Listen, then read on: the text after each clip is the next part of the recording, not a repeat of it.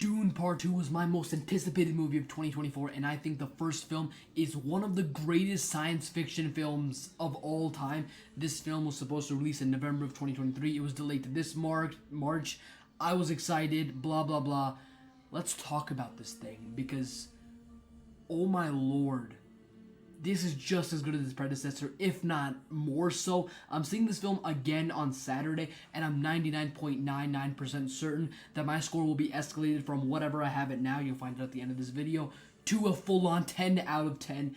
It's one that you really have to sit with and just ponder about, I guess. Like, it is not one to just get processed very easily right when you come out of it. One of the most visually stunning films I've ever seen, without a doubt. Sand has never looked this good in film, maybe since the first Dune. And I was able to see this movie in IMAX, the biggest screen in the film world. And the phrase I'm about to say is thrown around loosely a lot when talking about movies, but I genuinely mean it when I say that 95% of this movie could be screenshotted and you would be able to put it up in an art gallery. It looks that good.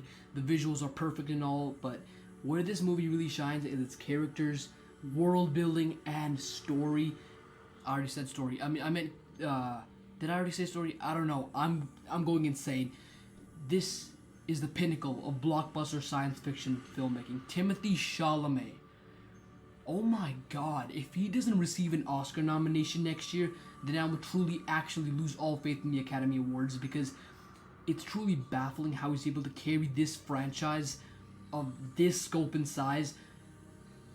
Like, I don't know how he's able to carry all of this. He is the star of the show, and Paul Atreides is quickly becoming one of my favorite film characters, like, ever. Once in a lifetime performance that takes his character from the position he was in Part 1 and gives him a bigger and more profound arc and a role in Arrakis, and his relationship with Shani, Zendaya's character, is also one of the key elements of this movie. Their chemistry is perfect, and for the first hour or so of this movie, it was like a love story of sorts, and it fully worked for me. And I was like, if this is what this movie is gonna be, I'm all for it. It wasn't all just a love story. It was epic, it was bold, it was striking. The action is thrilling, and you feel it in your chest, regardless of whether you're watching it on the biggest screen possible or even your iPhone. You feel the gut-wrenching sequences and the epic battles. Austin Butler is phenomenal. He's a terrifying villain, and there's one scene in particular that completely blew my expectations for his portrayal away. You'll see what it is in the movie. When you see it, it's jaw-dropping. Technically, this is a marvelous achievement, like, on the technical side, whether you're looking at the budget and what they were able to make out of the budget, because there are movies releasing for like $300 million, like Indiana Jones or Fast X, and it's hard to believe that they cost that much money, and this cost not even $200 million, and it looks this good. They were able to craft a planet, a world, and everything is so intricate and beautifully detailed. It's jaw-dropping what they're able to do here.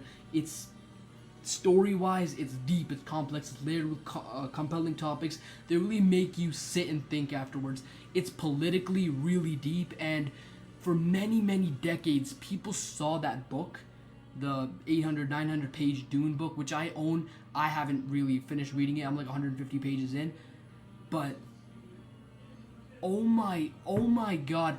People have been saying that is like the hardest book to portray and adapt into a film series. And that David Lynch, one of the most like respected directors of all time, tried to make a Dune film in 1985. And it was clowned upon, it was hated upon. And then Denis Villeneuve, which I think is how you pronounce his name, he is an incredible director, and you can see his flair and vision all across these two movies. Putting these two films together is, I mean, it's a 5-hour masterpiece. It's a masterpiece. This movie does the impossible and creates a beautiful conclusion to this 2-part saga, which is the same book technically. It's incredible. It's truly remarkable what they were able to do here. My expectations were met and then some. I'm gonna keep this at like a 9.5 right now, which is like one of the highest ratings I've ever given anything. But just remember, my rating is gonna change after this Saturday. Trust me on that one. What a movie. What an experience.